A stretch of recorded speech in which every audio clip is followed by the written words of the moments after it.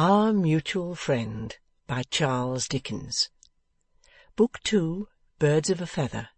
Chapter 10, A Successor. Some of the Reverend Frank Milvy's brethren had found themselves exceedingly uncomfortable in their minds because they were required to bury the dead too hopefully. But the Reverend Frank, inclining to the belief that they were required to do one or two other things, say out of 9 and 30, calculated to trouble their consciences rather more if they would think as much about them, held his peace.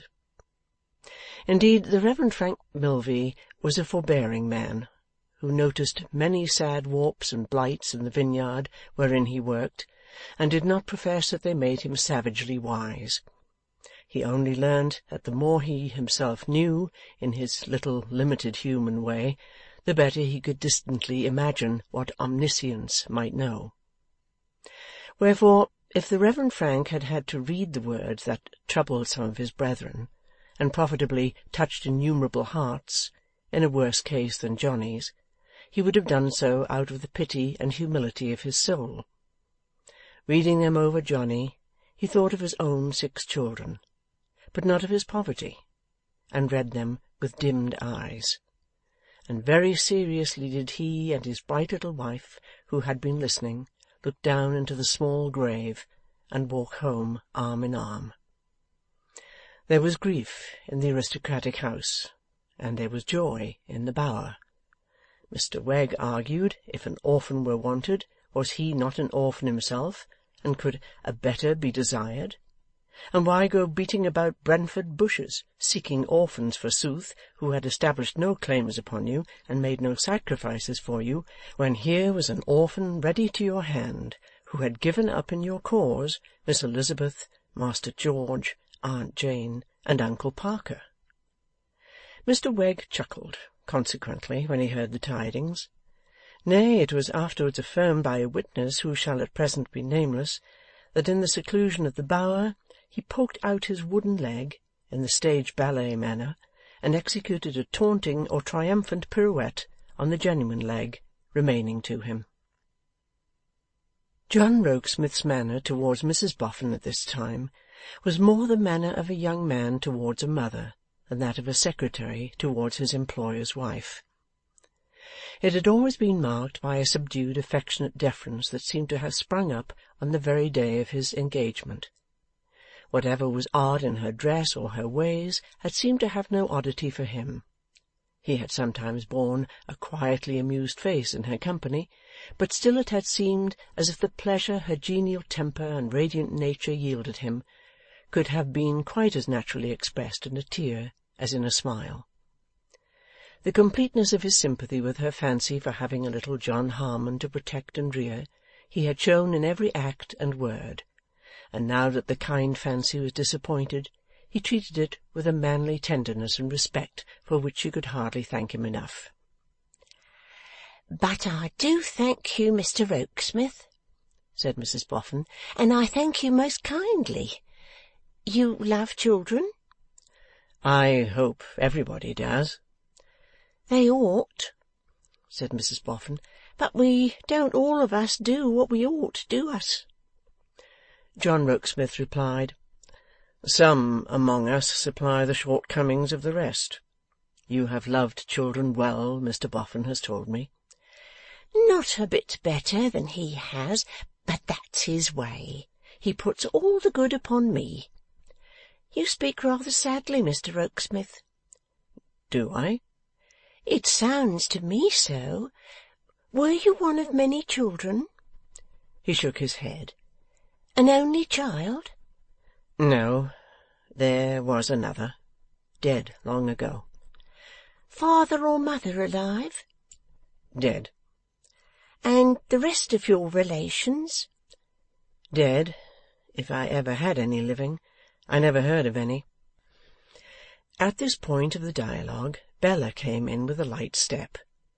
She paused at the door a moment, hesitating whether to remain or retire, perplexed by finding that she was not observed. "Now, don't mind an old lady's talk," said Mrs Boffin, "but tell me, Are you quite sure, Mr. Rokesmith, that you have never had a disappointment in love? Quite sure. Why do you ask me? Why, for this reason. Sometimes you have a kind of kept-down manner with you, which is not like your age. You can't be 30. I am not yet 30.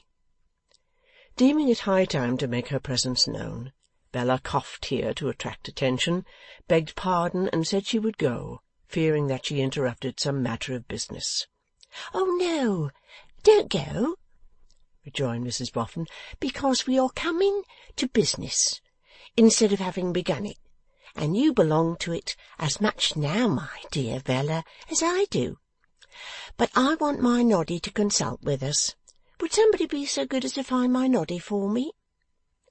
Rokesmith departed on that errand, and presently returned accompanied by Mr Boffin at his jog-trot. Bella felt a little vague trepidation as to the subject matter of this same consultation, until Mrs Boffin announced it. "Now, you come and sit by me, my dear," said that worthy soul, taking her comfortable place on a large ottoman in the centre of the room, and drawing her arm through Bella's. "And Noddy, you sit here, and Mr Rokesmith, you sit there. Now, you see, what I want to talk about is this. Mr and Mrs Milvey have sent me the kindest note possible, which Mr Rokesmith just now read to me out aloud, for I ain't good at handwritings, offering to find me another little child to name and educate and bring up. Well, this has set me thinking." "And she's a steam engine at it," murmured Mr Boffin in an admiring parenthesis. "When she once begins, it might be so easy to start her, but once started, she's a engine." "This has set me thinking, I say," repeated Mrs Boffin, cordially beaming under the influence of her husband's compliment, "and I have thought two things. First of all, that I have grown timid of reviving John Harmon's name. It's an unfortunate name, and I fancy I should reproach myself if I gave it to another dear child, and it proved again unlucky."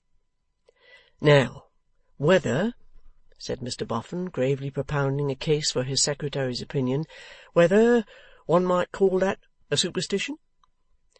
"It is a matter of feeling with Mrs Boffin," said Rokesmith gently. "The name has always been unfortunate. It has now this new unfortunate association connected with it. The name has died out. Why revive it? Might I ask Miss Wilfer what she thinks?"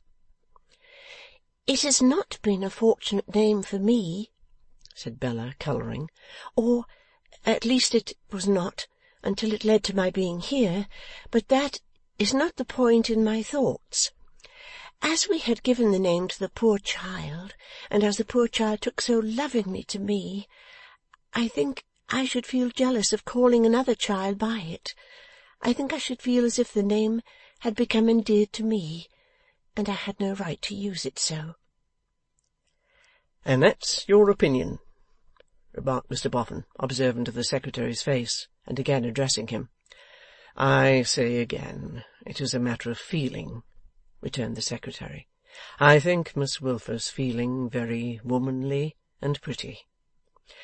"Now, give us your opinion, Noddy," said Mrs Boffin. "My opinion, old lady," returned the Golden Dustman, "is your opinion." "Then," said Mrs Boffin, "we agree not to revive John Harmon's name, but to let it rest in the grave.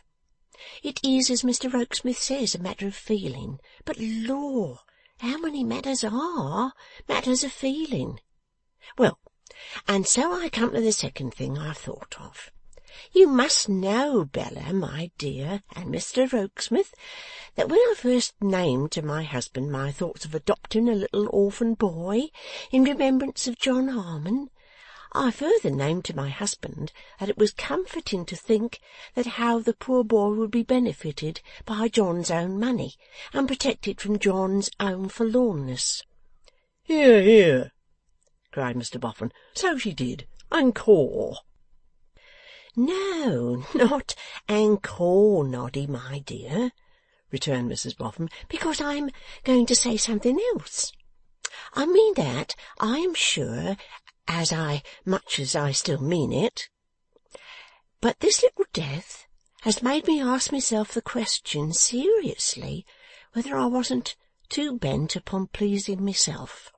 Else, why did I seek out so much for a pretty child, and a child quite to my liking? Wanting to do good, why not do it for its own sake, and put my taste and likings by? Perhaps, said Bella, and perhaps she said it with some little sensitiveness arising out of those old curious relations of hers towards the murdered man. Perhaps, in reviving the name, you would not have liked to give it to a less interesting child than the original. He interested you very much.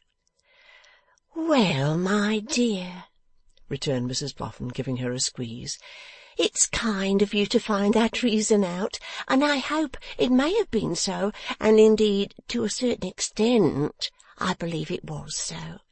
But I'm afraid not to the whole extent. However, that don't come in question now, because we have done with the name. Laid it up as a remembrance, suggested Bella musingly. Much better said, my dear. Laid it up as a remembrance. Well, then, I've been thinking, if I take any orphan to provide for, let it not be a pet and a plaything for me, but a creature to be helped for its own sake. Not pretty, then, said Bella.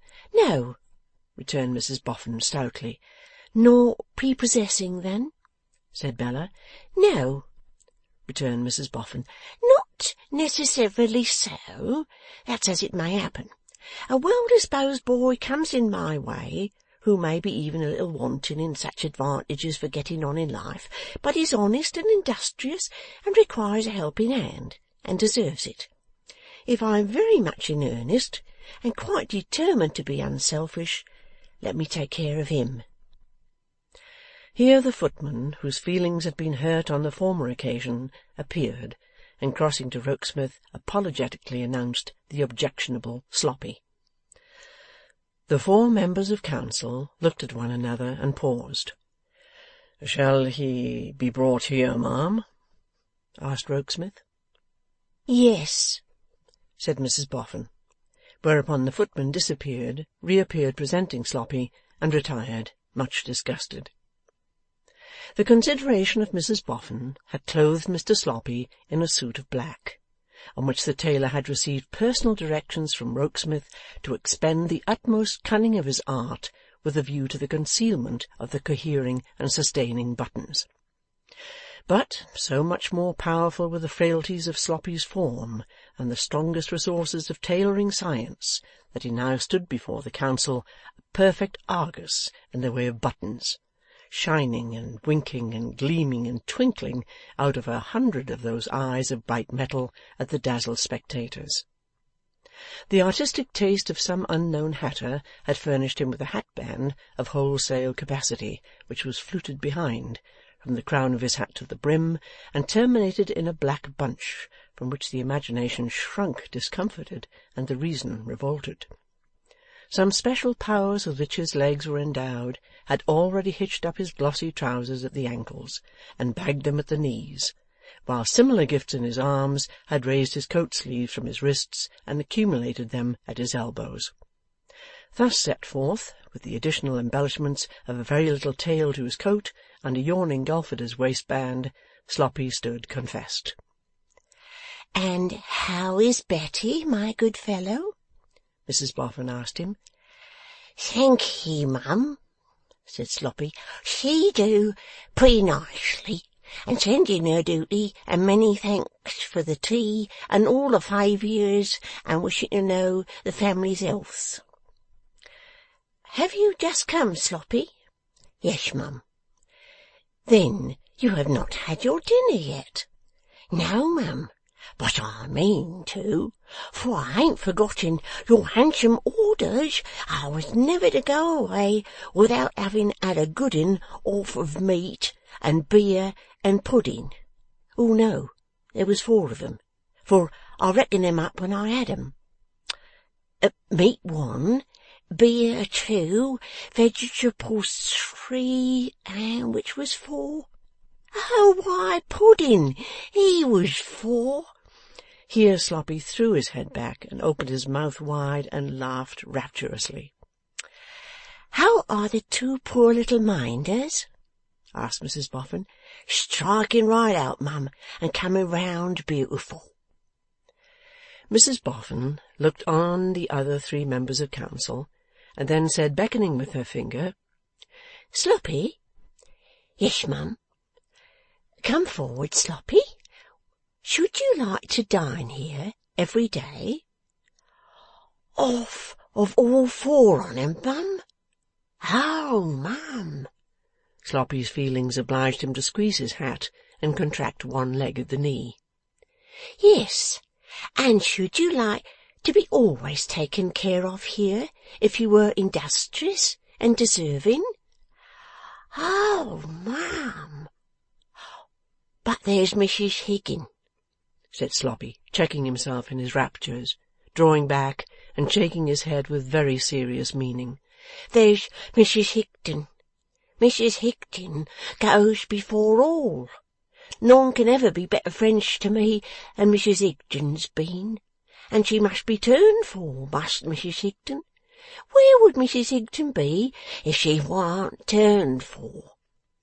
At the mere thought of Mrs Higden in this inconceivable affliction, Mr Sloppy's countenance became pale, and manifested the most distressful emotions. You are as right can be, Sloppy, said Mrs Boffin, and far be it from me to tell you otherwise. It shall be seen to. If Betty Higden can be turned for all the same, you shall come here and be taken care of for life, and be made able to keep her in other ways than the turning. Even as to that, mum, answered the ecstatic Sloppy, the turning might be done in the night, don't you see? I could be here in the day and turn in the night. I don't want no sleep, I don't, or even if I anyways should want a wink or 2, added Sloppy, after a moment's apologetic reflection, I could take 'em turning. I've took 'em turning many a time, and enjoyed 'em wonderful. On the grateful impulse of the moment, Mr Sloppy kissed Mrs Boffin's hand, and then detaching himself from that good creature that he might have room enough for his feelings, threw back his head, opened his mouth wide, and uttered a dismal howl. It was creditable to his tenderness of heart, but suggested that he might on occasion give some offence to the neighbours, the rather as the footman looked in and begged pardon, finding he was not wanted, but excused himself on the ground that he thought it was cats. End of Book 2, Chapter 10.